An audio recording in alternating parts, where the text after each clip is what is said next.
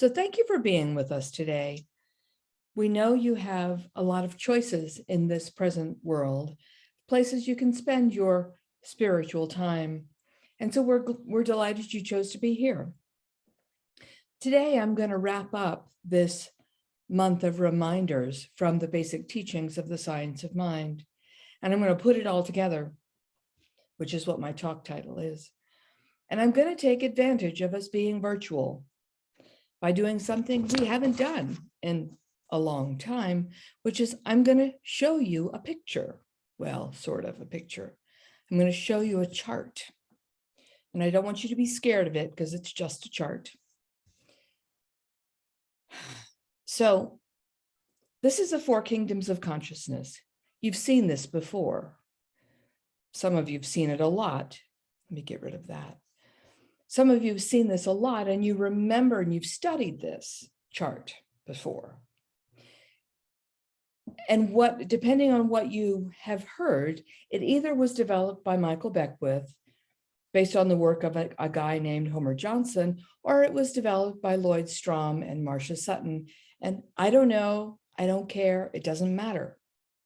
It tells the story of how individuals move through the different layers of consciousness.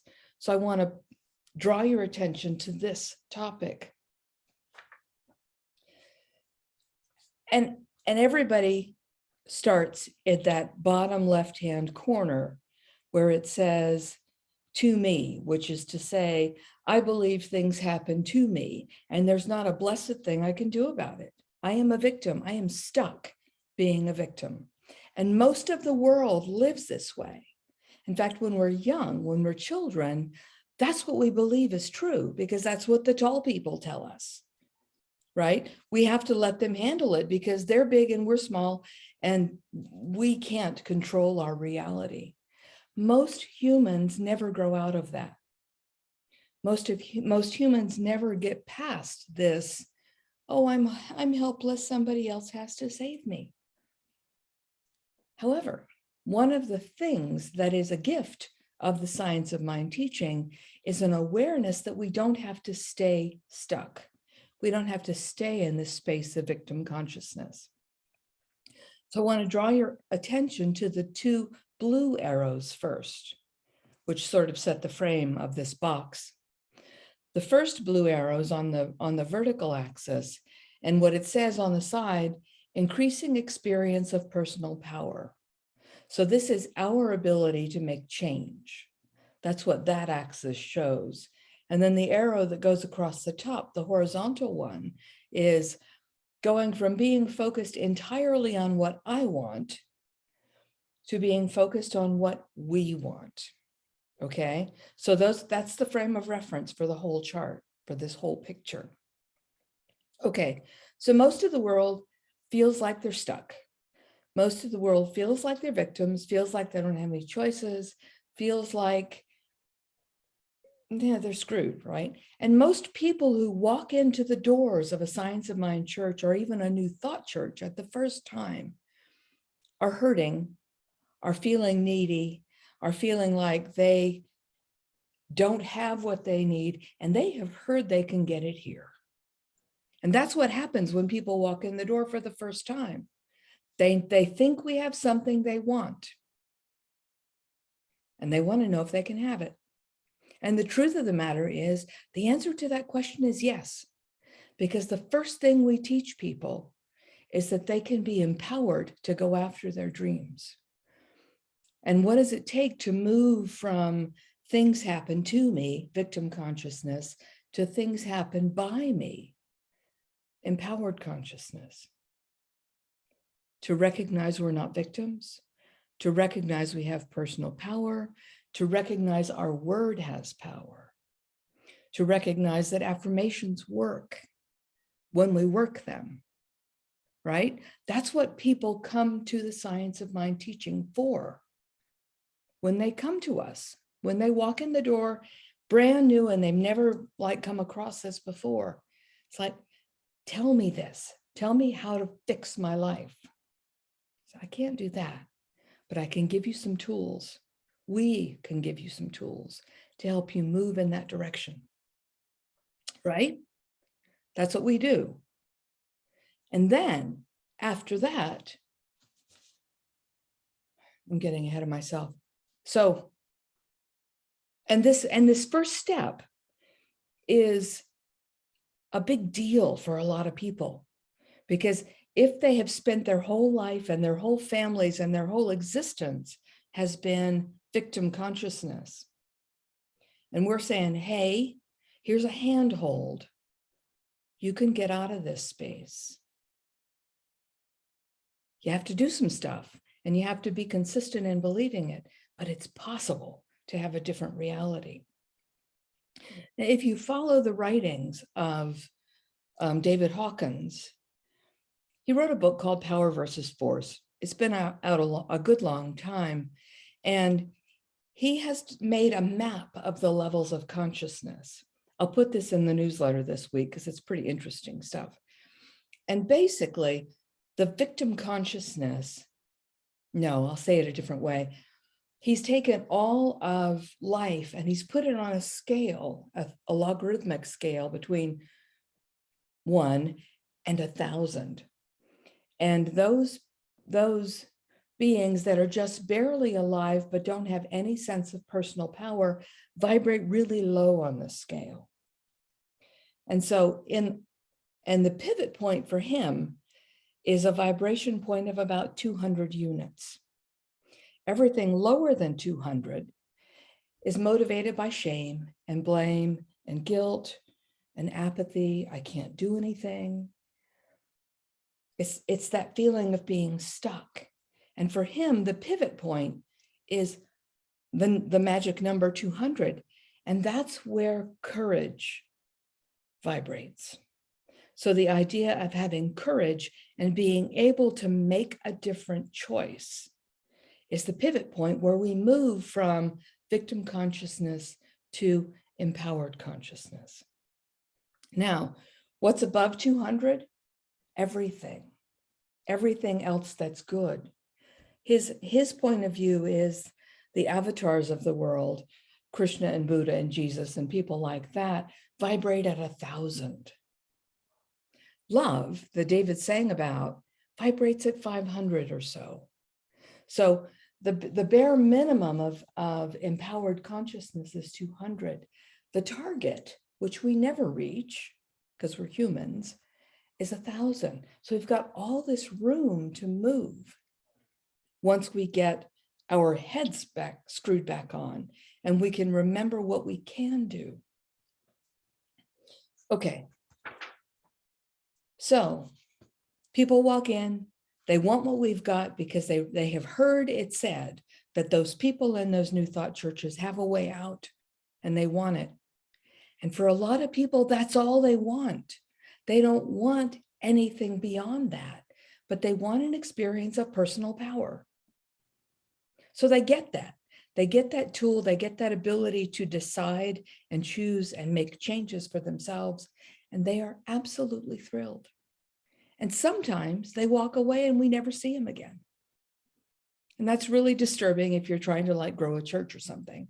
But for the individual, it's a feeling of success and a feeling of being able to create a world of their choosing, right? Okay, so that's that first step. Then if you look on the chart, there's that red arrow that's going diagonally down, down, and it's moving from by me to through me. This is a hard bridge for a lot of people because it means I have to give up some of my experience of personal power in order to serve the greater good. A lot of people aren't willing to do that because it's like, but I have to give up my importance in order to serve the greater good. It's like, well, yeah, you do for the moment. And so that's a hard movement for people to make because we don't like giving up our power. And yet, that's a step of the process. The downside of that box through me is usually the individual has to lose themselves in that mindset of God moves through me, or life moves through me, or love moves through me. And that's the place where you find martyrs like Joan of Arc, or you find people who are willing to give up their sense of self-satisfaction to serve the greater whole. And so the individual kind of gets a little bit of the short end of the stick. What happens after that, though, is a movement towards God as me, where the individual's needs are served and the collective needs are served. So this is the whole picture of the different stages or kingdoms of consciousness. And what I need to say, because I forget this sometimes, is nobody lives, no, different words. Once we realize we have the ability to choose, once we have the ability to be empowered,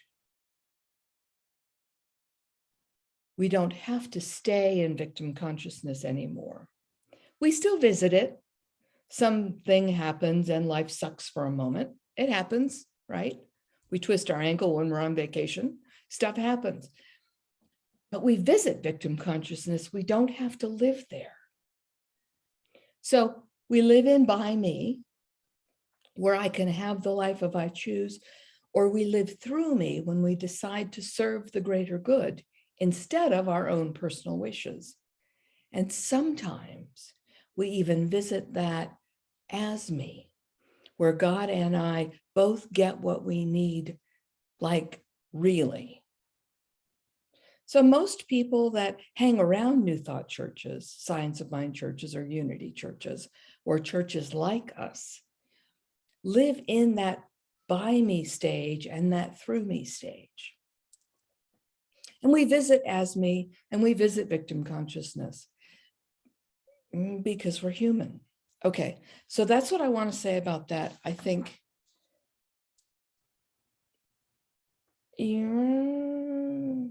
yes, that's what I want to say about that. So I'm going to leave this chart for now, and I'm going to stop sharing. And I'm going to come back and I'm going to talk about, so what does that mean? So what that means is we have a mental space where we have options about how we live. And we know this as when we use the Science of Mind teachings. And so there's the kick, right? There's the word that matters. We have to use the teachings. We can't just like lollygag and well, we can. We don't have to do anything. We are at will to live any way we choose. And we can remember and recognize that really, truly, honestly, we have the power and the ability to change our thinking and change our lives. That's a basic premise of this teaching. So here we are in this community, in this teaching, in this practice, and we get to decide, we have to decide what we're going to do with it. So I want to circle back, since we've spent the whole month talking about the basic teachings of this philosophy, both here on Sundays and on in the Wednesday night series. And we've been talking about the spiritual practices that get practiced. So what are the teachings in a nutshell? Dr. Holmes takes almost 35 pages to lay them out. And in the simplified version, Dr. Edward Viljoen takes almost as many pages. So I've taken a stab at granulating them and coming up with a couple of bullet points of what I see as the big ideas in those first 4 chapters of the Science of Mind. And I probably will miss some stuff, right? So listen to my list and then see if there's something else that you think should be added to my list that you think is one of our primary teachings? 1, there is no spot where God is not, including inside each one of us, whether we know it or not. No one and no thing can possibly exist outside the divine because there is no outside of the divine. And it's equally available to everyone, everywhere, all the time, no exceptions. Number 2, God is love, joy, peace, light, life, perfection, harmony, order, freedom, goodness, wisdom, and all those other qualities that we think of, that we aspire to, this goodness that we wish to claim. 3, every single one of us has as much of an experience of the divine nature as we believe we can, and as we believe we do. 4, we are already eternal beings, already destined for our definition of heaven. And when we remember that, we are already in heaven. We're in heaven now, even if it doesn't look like it. Even if we're having a yucky experience, we have the option of changing our thinking and seeing our experience differently. 5, this is a bit of a shift. God enjoys creating, or the divine, if you prefer that word. The divine enjoys creating and creates for its own joy, its own self-realization, its own expression, and so do we. 6, cause and effect work automatically. We can change the effects, our experiences, by changing the causes, our thoughts. Each one of us has to own our process, has to own our practice and do our own work if we want to have a different experience than we've had in the past. Next, we can't make anybody else do anything ever. And the most beneficial and most true thing we can ever do for anybody else is to remember that they are also God in form too, now. What would you add to the list? There were lots and lots and lots of details that I left out, and lots of beautiful language and descriptions. But think about what you would add to my list, right? Each one of us defines our definition of God and how we show up as that. And then, what about the spiritual practices and tools that we use to have this experience? We teach 4, meditation, how we have a personal experience of the divine, visioning, how we glimpse more of what we can be for ourselves and what others can have that they haven't experienced yet. Affirmations, this is straight Kingdom 2 stuff, how we define what we choose and how we own and claim this increasing good in our lives. And then spiritual mind treatment, which is the tool that we use to talk ourselves into accepting good that we're not actually sure we can let ourselves have, but we think we can, so we talk ourselves into it. And spiritual mind treatment are the tools that we use. I want you to think a minute about which of these tools, which of these practices is the easiest for you to use, and which ones you find the most challenging. This is a good question because it helps us focus our minds on how we work this stuff, because we know it is something that has to be worked. It doesn't happen automatically. So now we're going to use the magic of Zoom rooms, breakout rooms, and let you talk to each other, friends that you have, friends that you haven't met yet, about the tools or practices that are easiest for you and the ones you find most difficult. I also want you to think about whether you desire to beef up any of your practices of the tools that you're weakest in. You don't have to share that if you don't want to. So I'm looking at the clock. I'm looking at the number of people that are here, number of rooms that are here. It says 27. So if I do 9 rooms, breakout rooms, 9 rooms, 3 apiece. If you don't want to go into a room, you don't have to. But if you stay here, you're going to talk to me about the same thing. So I'm going to open a room. I'm going to turn off the video, turn off the recording, talk with your friends or friends you haven't met yet about your favorite practice and the one you need a little work on. And 5 minutes ought to be long enough to just get a taste, right? So I'm going to open the rooms. If you don't want to do it, you don't have to do it. You can stay here or you can bail. It doesn't matter, right? We are always at choice. You do have to opt into the rooms. So I'll see you in 5 minutes. You'll get a 1-minute warning. Go for it.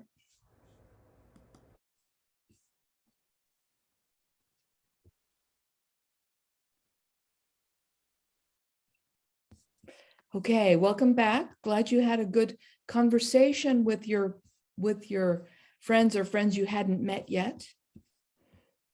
Now, I want to close with some words that are slightly modified from the writings of Ryan Holiday's The Daily Stoic. This is from yesterday. Marcus Aurelius expected an ordinary life for himself. He was bookish, he was quiet. Then suddenly he found, almost literally, the weight of the known world on his shoulders. He was chosen to be emperor of most of the known universe. Destiny called him. Was he special? Of course. But was he really that different from you? No, he wasn't. We're all chosen for something. We've all chosen to be part of something. Perhaps our task is not quite so heavy as ruling the Roman Empire, but each of us has something or some things we've come here to do or be. It's like that line from the song by the surprising new thought group Iron Maiden from 2000. The hand of fate is moving and the finger points to you. The question is whether you will step forward and wear the purple, as it were, or whether you'll shrink from it and hide. Marcus Aurelius certainly was scared at first. He did run away. We're told he cried, worried that he'd be as bad as the emperors before him were bad. His teachers helped. His philosophy helped.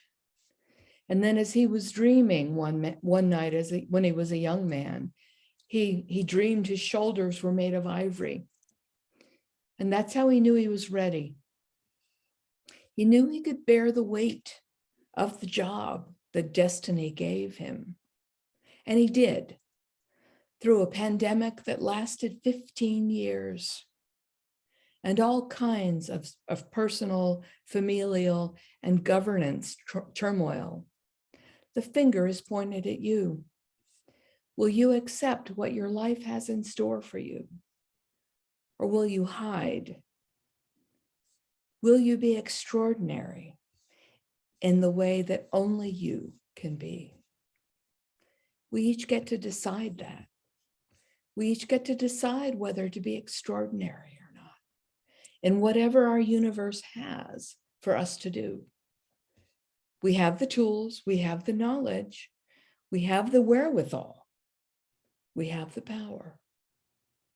We just have to decide. So decide. Do that. Bless yourself and bless us all. Thank you.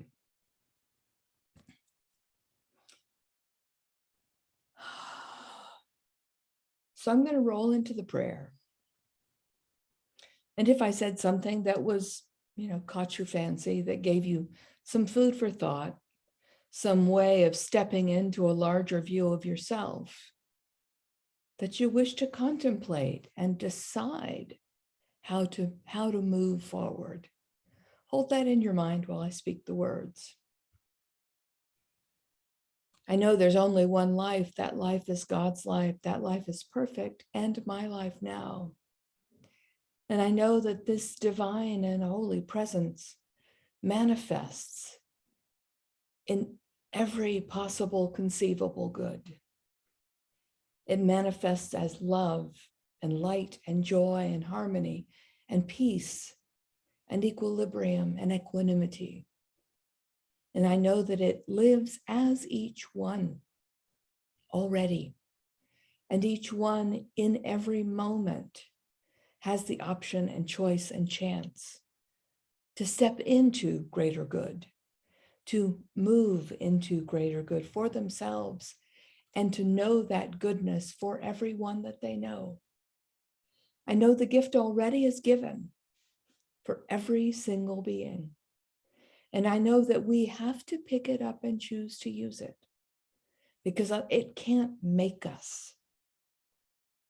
We have been given the gift of being adults of God. And we have the power and the tools and the ability to step into that. So I choose for me to step into this greater experience and this greater expression of life. And I know that same truth for and about each individual here. I know that each has everything they need to become everything they desire. Resting in the truth of these words, I see the future brighten. I see all possibilities for a more light and lively and joyous and delightful world open in front of my eyes as a present reality. Accepting this great good, I let it be, and so it is.